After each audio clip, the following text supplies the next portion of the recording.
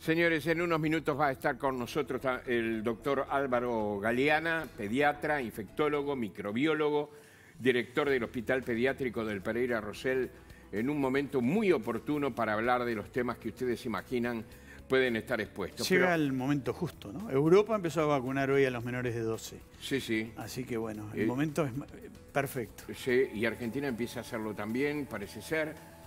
Pero tenemos también una presencia de primer nivel, ¿eh? Estamos con Fernando Pereira, expresidente del PIT-CNT, candidato a la presidencia del Frente Amplio. Todo indica que va a ser el candidato ganador.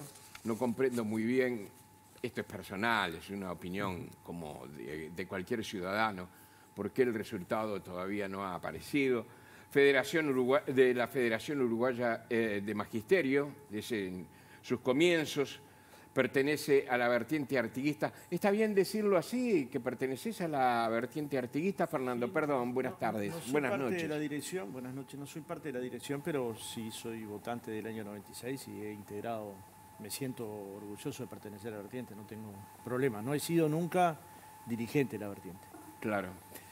Bueno, pero por una opción, ¿no? Que había sido... ¿Antes del Partido Demócrata Cristiano o no? No, antes de la 99. Claro. Tuve mucho tiempo con batalla. Con batalla hasta que... Sí. Batalla... No, digo por la raíz cristiana. Sí, pero bueno, raíz cristiana hay medio Uruguay, ¿no?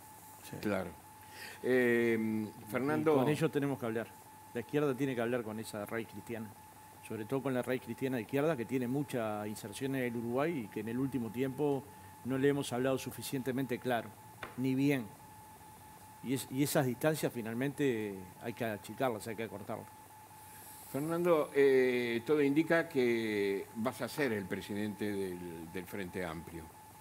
Hubo allí una discusión previa en plena campaña, incluso con la voz de algunos frente amplistas, que decían que era muy distinto conducir una central sindical, con todo lo que eso significa, a hacer política.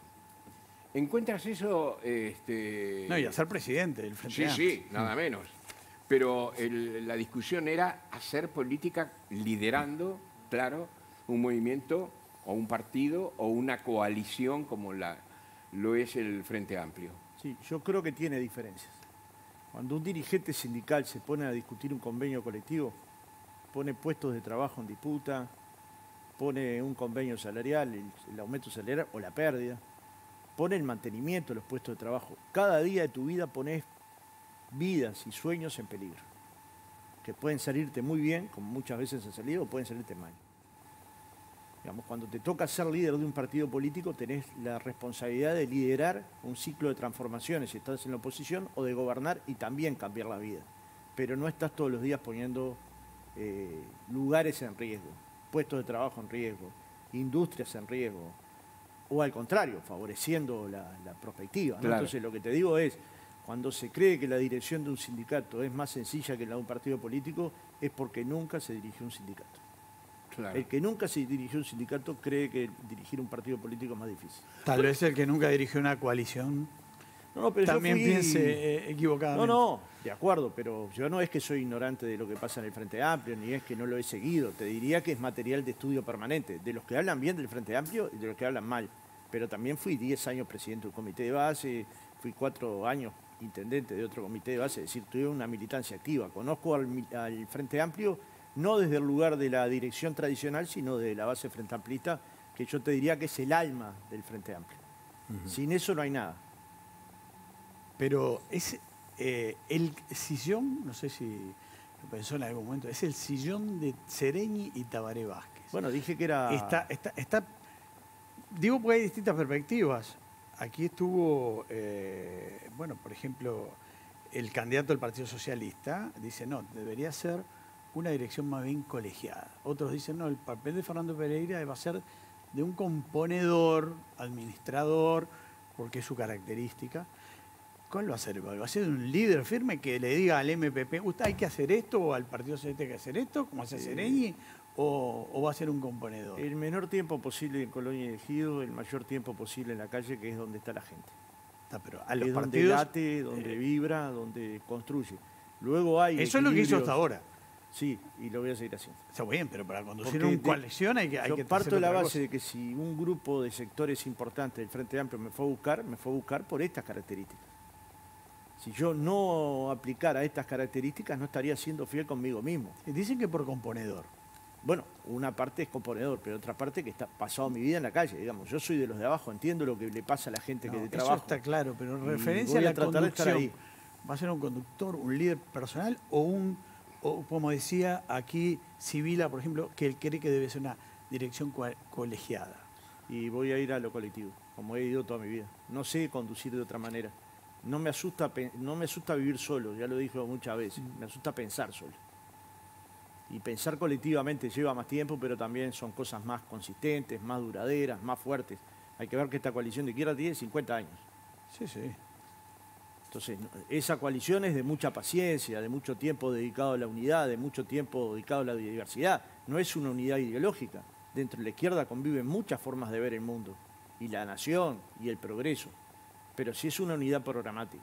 Y una unidad que tiene base territorial, que creo que es lo que lo hace más potente, que la hace la izquierda más potente de América Latina. Y Fernando, siempre estamos hablando en condicional porque todavía no se cerró, como bien decía Jorge, el escrutinio. Pero y ya capaz que puede responder la pregunta Jorge, ¿no? De por qué demora tanto. Pero hablando de del perfil de tu eventual presidencia y la gente que te va a rodear, ¿no? Seguramente tengas que elegir un vicepresidente, secretario político.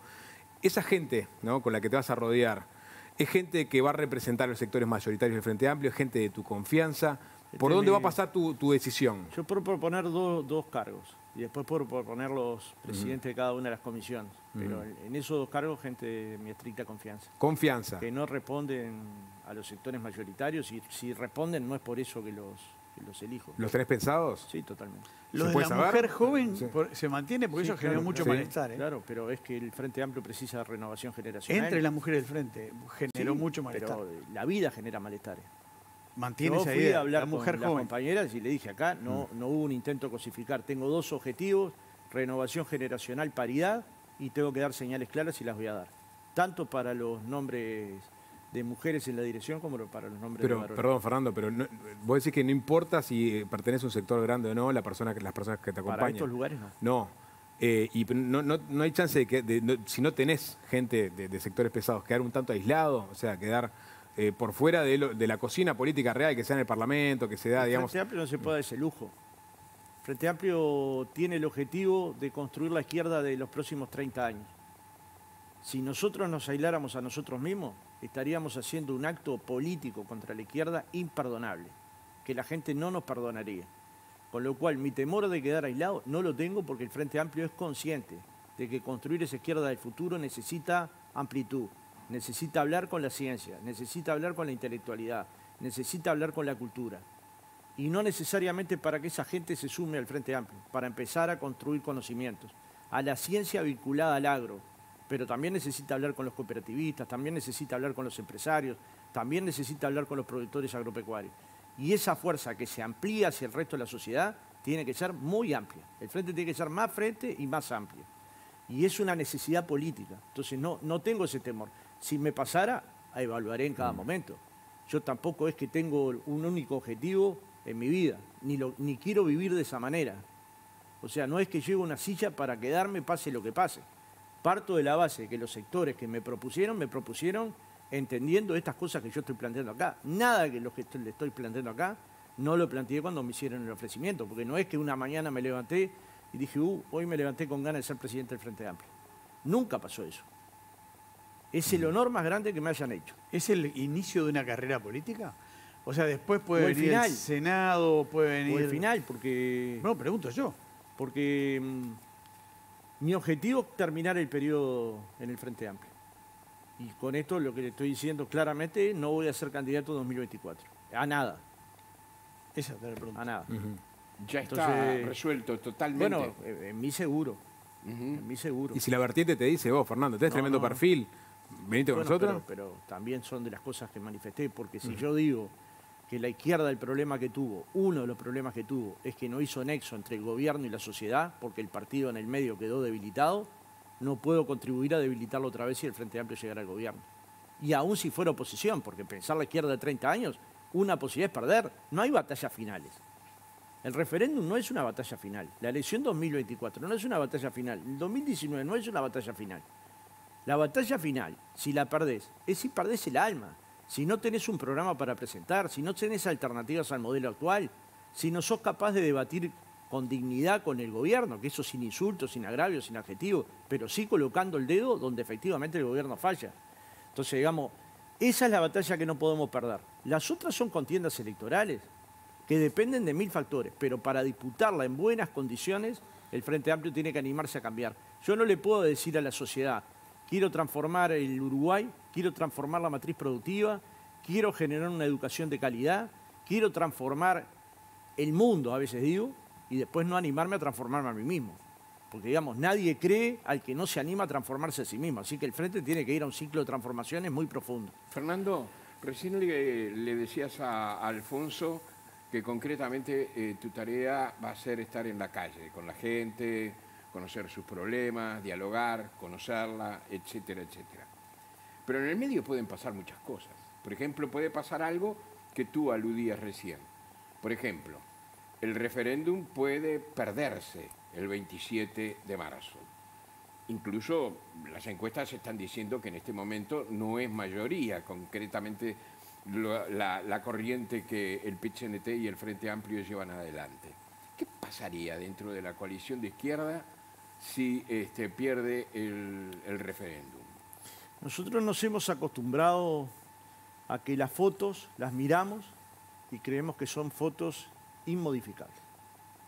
La encuesta es una foto de un día, o de 15 días, o de 10 días. Exactamente, adhiero. Si nosotros le hubiéramos hecho caso a los politólogos o incluso a quienes dan opinión política sobre la recolección de firmas, las firmas no estarían en la Corte Electoral. Bueno, pero porque todas las encuestas decían que no llegábamos de ninguna manera. Las encuestas y los principales dirigentes de la oposición. Todas. Bueno. Sin excepción. Yo estuve en un ciclo de charla con los politólogos. Quita eso. Yo te Ahora, parto de la base de que si se pierde, no se pierde la batalla final. Se pierde, desde mi punto de vista, derechos de la gente. Y bueno, en algún momento habrá que reconquistarlo si se puede. Pero hay que admitir que en un país democrático las mayorías mandan. Y que si nosotros no tenemos la capacidad argumental para ganar el 50% más de los votantes, hemos tenido una derrota electoral de un referéndum. No siempre fue así, Fernando, ¿eh? Hubo 2 referéndum que luego fueron modificados ahí en el Palacio Legislativo. Porque violentaban normas internacionales, ¿no? Violentaban tratados internacionales. Me parece que te referís a la impunidad. Sí, claro. Bueno, la impunidad violó la Constitución, la impunidad violó todo. Está bien, pero fue ratificado 2 veces por referéndum, es lo que está diciendo. Sí, yo lo que estoy diciendo es que ahí el Uruguay se tropezó, y naturalmente se tropezó, con acuerdos que tiene firmados a nivel internacional. Que no eran retroactivos. Podemos discutir mucho eso, pero no importa. Pero de hecho la justicia está laudando, lo que está diciendo Jorge, que no siempre se respetó el referéndum, que por un voto circunstancial, un voto, se anuló lo que se había votado la gente en 2 referéndums. Yo parto de la base de que los que violaron los derechos humanos nunca tendrían que haber sido amparados por la impunidad del Estado. Bueno, pero la gente es otro tema. Pero la gente dijo que sí. Pero parto de la base que hay cosas que no se someten a la voluntad popular. No se somete a la voluntad popular si alguien asesina, tortura, violenta los derechos humanos, hace desaparecer compatriotas. Bueno, pero eso pasó. No se somete. Si vamos a la historia... Por eso que los delitos de lesa humanidad son imprescriptibles. ¿Por qué los judíos persiguen hasta hoy? ¿Por qué eso no nos ponemos a considerar? ¿Por qué persiguen hasta hoy? ¿Solo porque son vengativos? ¿O porque quieren grabar en la historia que esto nunca más? No tienen nada que ver, Fernando. No, pero nada igual que acá vamos a perseguir, como debería perseguir el Estado. Bueno, para usted no, para mí sí. No, los países persiguen los delitos, los crímenes de guerra y los delitos de lesa humanidad. No, Fernando, pero además hay otra cosa. Tú hablaste la gente que secuestra, que roba, que asesina. Pero no hubo de un solo lado que pasó eso. Bueno, 2 demonios no había, ¿no? Una guerrilla vencida, como escribió Alfonso Leza en su libro, y un golpe de Estado post-guerrilla vencida. O sea, que ahí los 2 demonios, ¿dónde estaba el otro demonio? Si estaba todo preso o exiliado.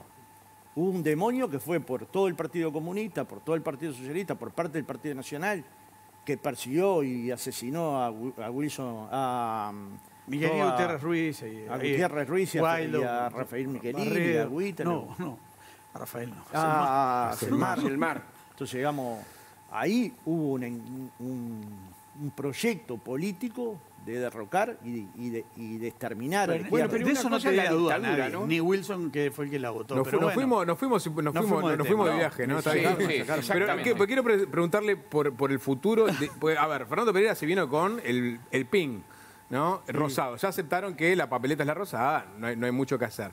La campaña, la estrategia para ganar el referéndum. Uno pensaba que era, por parte del Frente Amplio y PIT-CNT, imponer que esto es un referéndum contra 135 leyes, ¿no? Mientras que el gobierno, la coalición, ha intentado poner sobre la mesa que esto es un referéndum a favor o en contra del gobierno. Parecería que prima la línea que ha intentado instalar el gobierno y la coalición. Esto es un referéndum a favor o en contra del gobierno y que lo que el Frente quiso hacer y el PIT-CNT quiso hacer no prosperó. ¿Cuál es tu opinión al respecto? Que va a prosperar. Te pregunto sobre qué se juega el 27. Se juega 135 artículos de una ley. En el año de 1992 Uruguay derogó la ley de empresas públicas, con 72% de los votos. Uno ahí podría haber llegado a la conclusión de que si era una elección en contra o a favor del gobierno, el gobierno del Partido Nacional no tenía que tener ninguna chance.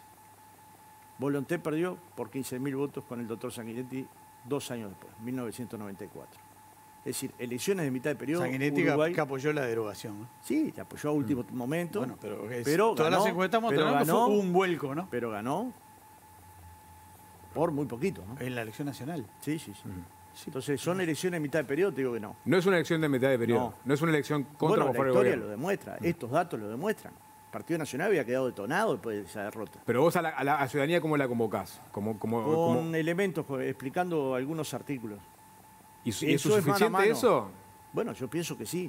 La historia lo dirá. En el 92 creíamos que era suficiente golpear puerta a puerta. La historia nos dio la razón. Pero había un ítem común que eran las empresas públicas. Acá hay 6 ejes temáticos, ¿no? Antel, ANCAP. Digo, acá tenés una cosa muy dispersa. Sí, también las encuestas en algunos de ellos nos daban mal, ¿no? Digo, porque yo tengo mi memoria y es más, o sea, ese plebiscito del 90, ese referéndum del 92 fue citado en 2 ocasiones. ¿Se acuerdan que era la ira de Sí, era el sistema y en la diferente. primera fracasó. Sí.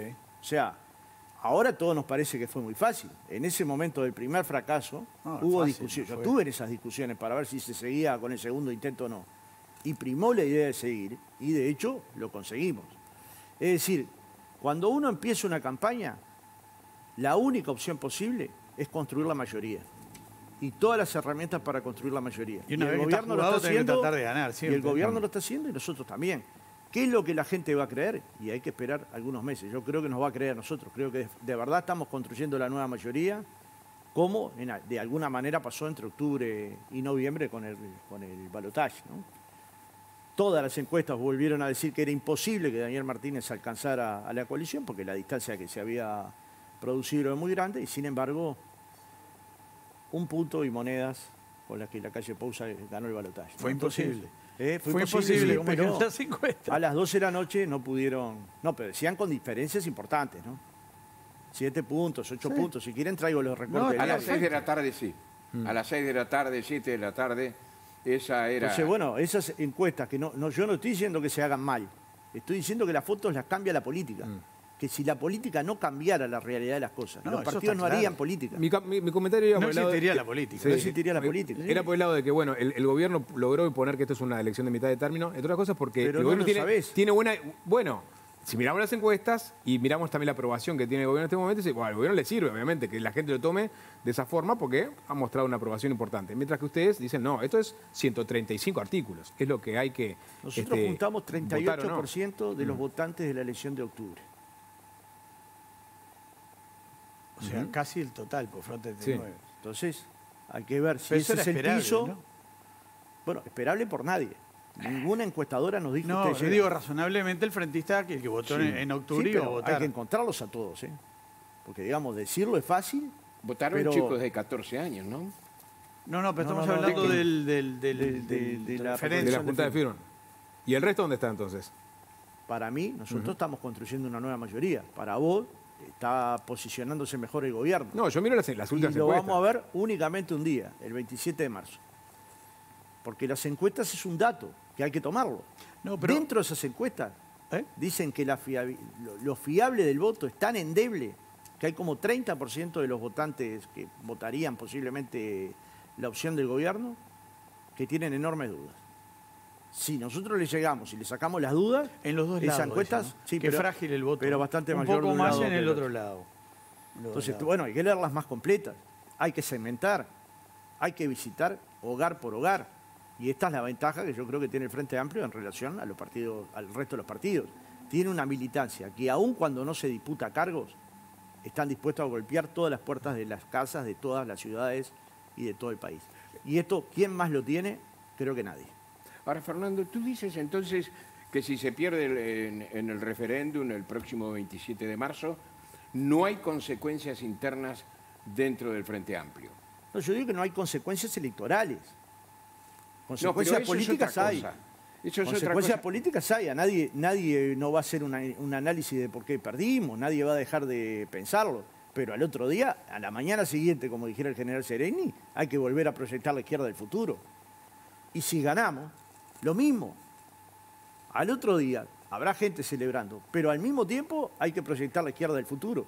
Porque además hay que no olvidar esto. Este no es un referéndum entre el Frente Amplio y los partidos de la oposición. Bueno, esa es Esto lo es que estaba una hablando iniciativa, recién pero Diego. por eso. Pero esto se van a empezar a expresar figuras y personalidades y gente que no es del Frente Amplio. Bueno, ya los va a ver. No, digo, la coyuntura no es fácil por la coyuntura. Un presidente con una popularidad que mantiene, baja de la inflación, baja el desempleo, un apoyo muy grande de los organismos internacionales. Quiero decir que la coyuntura no es Y fácil. la gente vive peor, ¿no? Baja de salarios, No, baja de bueno, le estoy diciendo que jubilaciones, se acaba de desempleo. 100.000 puestos de trabajo que En se el mundo, perdieron, en el mundo. ollas populares Bueno, pero eso de pasó en el Parramá. mundo, Pero el desempleo se está No recuperando. me digan el mundo. Él me dijo, en Uruguay pasaron No, estas pero cosas. él También sí. están estas. No, pero bueno. Yo Sí, le sí. listo las negativas. Sí, bueno, pero eso pasó algo que se llama coronavirus entre medio. Pero escúchenme, Sí. viento de cola. ¿Usted vio los precios que está exportando Uruguay la carne? Y bueno, y Soberano. por eso acabo de decirlo. Hay que- viento de cola. Sí, Bueno, sí, sí. ese viento de cola, ¿le llega a los pobres uruguayos? Y empezó No. a... Pero, ¿Le llega? Pero No. Hay empezó a cinco hacer... niveles excepcionales, Pereira ¿no? está entrando, es una elección de mitad de término. ¿Qué No. tiene que ver la pobreza claro. con No, la pero con bueno, el es lo arriba que de la me luz? dicen, si la No, popularidad del yo gobierno, digo que- porque hay factores que juegan en la elección, que son subjetivos. Ahí está. Uno es la economía del gobierno. No, La pero- economía del gobierno no ha tenido rumbo. No, pero Le hay di- datos le dijo- objetivos, que es baja de desempleo, baja de la Datos inflación. objetivos, hay 100.000 nuevos pobres, de los cuales salieron 50.000. O sea que Uruguay tiene 50.000 pobres más que 2019. 18.000 de ellos son niñas y niños. Sí. Este es un dato objetivo. Igual que el dato de la inflación. Por encima del rango meta, además. Sí, Pero sí. igual es un dato ha objetivo. bajado de lo que fue Pero el yo pico no del digo que no ha pobre. bajado, digo que si uno mira el Uruguay de hoy y lo compara con el Uruguay de 2019, quisiera vivir en el Uruguay de 2019. Claro, sin coronavirus. Pero claro, como bueno. el Frente Amplio atravesó la crisis de Lehman Brothers y el mundo tambaleó. Incomparable. Para pero usted, no importa. pero no. yo lo admito que para usted sea incomparable. No, para mí, para muchos. Para varios países del mundo Yo fui fue a la muchas quiebra. conferencias con Gastori, con gente del... Bueno, pero para mucha gente es economistas del incomparable, pero a frente, todo no el dicen mundo eso. le toca pasar la crisis que le toca pasar. A Valle le tocó la crisis de 2002 y tenía un sistema financiero Y le costó el gobierno al Partido roto Colorado. y se lo llevó puesto. sí, Ahora ahí quedó, 40% pobreza, 47% pobreza infantil, un desempleo Sí. abierto increíble. ¿Y esos partidos cuándo se van a hacer la autocrítica de ese periodo de gobierno? Con una economía en crecimiento al final, Sí. ¿no? Había 400.000 personas aparentemente que estaban en negro trabajando cuando el Frente Amplio dejó. Cuando el Frente Amplio agarró el gobierno había 40% de informalidad, cuando lo dejó había 25%. No hay guarismo que el Frente Amplio no lo haya dejado mejor que lo que lo agarró. Bueno, pero claro. tuvieron 15 años. Sí, nosotros tuvimos 170. Bueno, No, está pero- perfecto, pero son pero 400.000. Está cayendo la estrategia del gobierno, ¿no? Pero venía, no, yo para nada. venía de la crisis más grande de la historia del Uruguay. Pero usted dice O sea, que no se puede comparar. Usted sostiene esto. Yo sostengo que no habían protegido el sistema financiero. Eso- sí, y, en y parte. eso es falta de política. En parte. Yo sostengo que no se protegió Se a la había gente pobre. derrumbado Y eso es falta de Se política. había derrumbado Argentina. Bueno, podemos entrar en otra Sí, discusión. sí, sobre es eso. Pero quería ir larguísimo, a ¿no? un tema de ahora, que habla de renovar el frente, cambiar el frente, o sea, para ensancharlo, más frente, más amplio. Sí. ¿No? ¿Por dónde vienen los cambios? ¿Cambio de estructura, cambio del Congreso? Y, bueno, cambio... y también tener una agenda propia, ¿no? Si no termino discutiendo No, pero lo eso que se- ustedes no no, pero plantean. los Dicen, cambios, Lo pero- bien que le va al gobierno en la calle. El gobierno en la calle, los primeros 2 años, le fue muy mal. Ustedes me pueden decir por la pandemia, sí, pero el Facultad de Ciencias Económicas le dijo al gobierno de la calle, si usted no vierte 1% del producto en sustentar a la gente que está al borde de caer a la pobreza, va a caer. No lo invirtió y cayó. Entonces no es que no había advertencia, no, pero la gente cayó. Y luego esas crisis sociales pero también se pagan carísimas. Había un borde de gente enorme apenita por encima de la pobreza. ¿Sabe quién la había llevado al borde de arriba, al borde? El gobierno del Frente Amplio. Porque cuando los encontró abajo del borde. 40% abajo del borde. Agenda propia, dijo Fernando Pereira. Y la verdad que el Frente Amplio, en parte se ha dicho que su último gobierno no tuvo realmente una agenda propia fuerte, como sí tuvo el primer gobierno de Vázquez, de una forma una impronta parecida de Mujica. El tercero no hubo buques insignias importantes. Y ahora el Frente como oposición, ¿qué temas quiere poner sobre la mesa que en este momento ningún partido político tomó como bandera? Pienso en medio ambiente, pienso en otros derechos de tercera generación que todavía estén por venir. Bueno, ¿Cuál es la agenda que quiere instalar el Frente? La primera generación, que sigue siendo el tema prioritario, que es cómo se construye trabajo. Y eso, de nuevo, es vincular la ciencia con la producción. Eso, de nuevo, es agregar valor a lo que el Uruguay produce. Digamos, para algunos uruguayos sigue habiendo un imaginario que nosotros exportamos la media red de ganado. Y en verdad exportamos mucho valor agregado, que es hijo de claro, ese discurso, digamos, campea en todos los partidos políticos, está diciendo Pereira. Campea, pero no se practica. Bueno, no se practica porque nadie, por ejemplo, llegó al 1% en investigación y desarrollo en los últimos años y el Frente Amplio entra en ese paquete, ¿no? Bueno, pero hay que ir hacia eso. Pero lo que no hicimos, no lo hicimos. Y hay que hacerlo. Pero pregunto, ¿cuáles son las novedades del Frente Amplio? Esta es una novedad. ¿Cuáles son hay un trabajo que hizo el OPP coordinado por Fernando Isabela que plantea el Uruguay 2050. Y plantea 10 cadenas de valor que el Uruguay podría desarrollar de acuerdo a sus talentos, de acuerdo a un sistema educativo que nos capacite para eso, pero además porque tiene capacidades para hacerlo. Ahora, ¿se puede calcular el mundo en 30 años más adelante? Bueno, ¿cómo hacen Antes los alemanes? Lo hacían los norteamericanos. No, hoy lo hacen los alemanes. Y los alemanes que fueron cuestionados porque aceleraron los procesos productivos, la inteligencia artificial, la robótica, en vez de enlentecerla como hizo el resto del mundo, lo aceleró, bajó su desempleo. Es decir, demostró que aún colocando la tecnología de punta más avanzada en el mundo del trabajo, lograba bajar el desempleo. Y esto tiene que ser una hipótesis. Lo segundo lo plantea Enrique Iglesias. Si estamos ante una época, un cambio de época y no una época de cambios, hay que analizar el cambio de época y eso qué va a significar en las relaciones sociales, en las relaciones políticas, en la vida de los partidos políticos y también en la vida de las organizaciones sociales. Y a partir de ahí tener un proyecto de la izquierda. Si no, ¿quién va a proteger? Ya que lo ha mencionado. ¿Quién va a proteger a los pobres que lleguen al reino de los cielos? Alguien que ha elogiado el gobierno como ha llevado la etapa, ya que lo nombró a Iglesias. Pero la pregunta queda pendiente. ¿Hacia dónde van los cambios del frente? Iglesias elogió al gobierno del Frente Amplio. ¿También? En algunos momentos. Y bueno, yo le pongo será en algunos momentos también. No, pero sí, está bien. Pero... Porque yo parto de la base que una cosa es cómo la calle enfrentó la pandemia, que en buena medida yo lo compartía, salvo en un periodo, y así se lo expresé. Y otra cosa es los aspectos sociales, insisto, y económicos que padecieron que el Fondo Monetario, que tanto sobre todo los más pobres, ¿no? incentivaba a pedir préstamos, acaba sacando un comunicado elogiando al gobierno de la calle. Pero vamos a dejar el gobierno de la calle porque entra en la estrategia del gobierno. Yo le pregunto, no estoy para pelearme con el gobierno. En su papel de creo que es un gobierno que ha concentrado riqueza. En este periodo de pandemia, 6.800 millones de dólares se depositaron en el bancos uruguayos y extranjeros. Mientras 100.000 uruguayos caían por debajo de la línea de la pobreza. Bueno, me contesta... Esta no es la estrategia del gobierno, esta es la estrategia del Frente Amplio. Esto hay que denunciarlo, la gente lo tiene que saber. Porque no es que a todo le fue mal. Entonces, una es el desarrollo productivo. La otra, el desarrollo educativo. Tenemos que pensar la educación de 30 años para adelante. ¿Y con quién la vamos a pensar? Para mí, con los maestros, con los profesores. Bueno, prometieron un cambio de ADN y los que lo iban a realizar se tuvieron ahora que ir. Nos prometieron de todo y lo que yo sé que se aumentó la brecha entre los pobres y los ricos de acuerdo al INEGI. El gobierno del Frente. Los 135 del liceo, ¿los ve por algún lado? El gobierno del Frente prometió un cambio de ADN Pero en el gobierno educación. del Frente ya lo jugó la gente y perdimos la elección. Pero me huele todo el tiempo el gobierno del Frente. A veces lo utiliza y a veces no. No, yo lo utilizo siempre. Pero yo lo que digo es por lo que perdió... ¿Pero Pereira no está alineado con la reforma educativa que va a plantear el gobierno? ¿Con la actual? No, con la que se va a plasmar... en papel el 2022 y después se va a llevar a instrumentar en el 2023. ¿Sí estoy de acuerdo? ¿No está de acuerdo con lo que hacen los insumos? No estoy de acuerdo que no se consulten maestros, profesores, los que están en el aula, los que efectivamente producen el acto cotidiano educativo.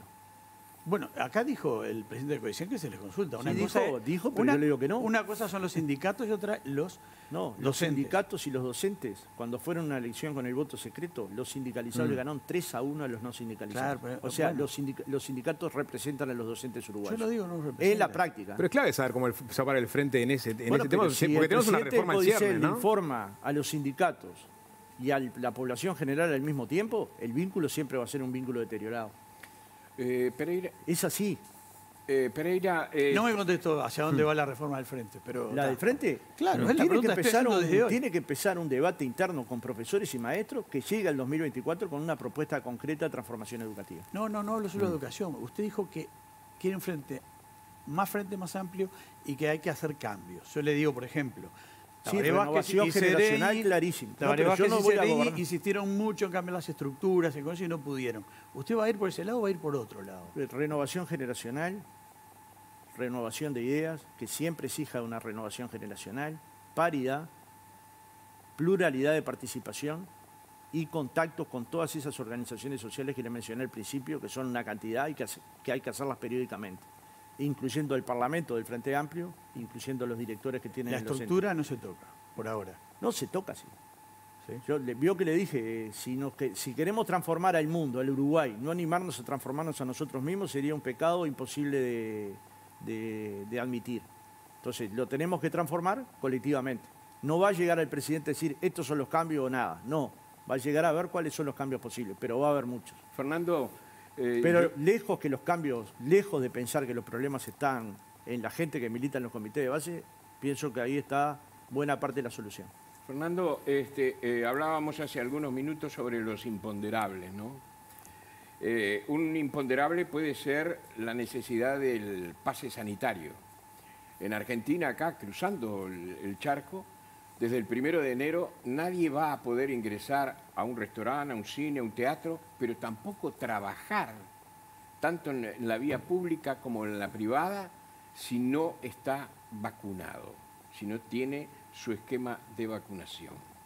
Esa parece ser una tendencia que comienza a tomarse en el mundo, o por lo menos en algunos países de Occidente. ¿Qué pasaría si en Uruguay se dijera usted no puede trabajar porque no tiene concretamente el pase sanitario? Para hacer eso debería de generarse la obligatoriedad de la vacuna. ¿Cuál es la posición que tendría? Hoy no tengo, pero está claro que me vacuné y si hay cuarta dosis voy con el brazo extendido. ¿Por qué? Confío en la ciencia. ¿Tuvo COVID, no? ¿O no? Tuve. ¿Y cómo la pasó? Sí, la pasé feo. Pero capaz que lo hubiera pasado peor si no hubiera tenido las 2 vacunas, ¿no? Claro.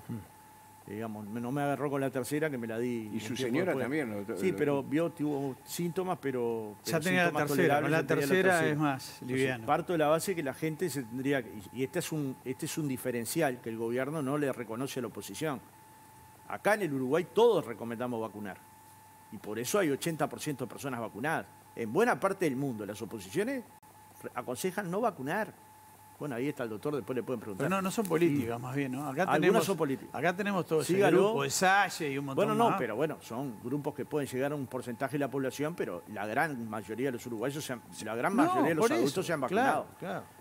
Y los partidos grandes, llamémosle Frente Amplio, Partido Nacional, Partido Colorado, las organizaciones grandes han convocado la vacuna. Sí, claro. Pero en un gobierno que ha dicho que la libertad es la libertad. O sea que la gente que no se vacuna tiene que tener libertad. Gran discusión esa de la libertad, porque también está la libertad de los que nos vacunaron. Pero tendríamos que tener ese debate. Y si llegamos a la conclusión que debe ser obligatoria, entonces pasará a ser obligatoria. Pero lo que no es obligatorio no te puede condicionar a hacer acciones, ¿no?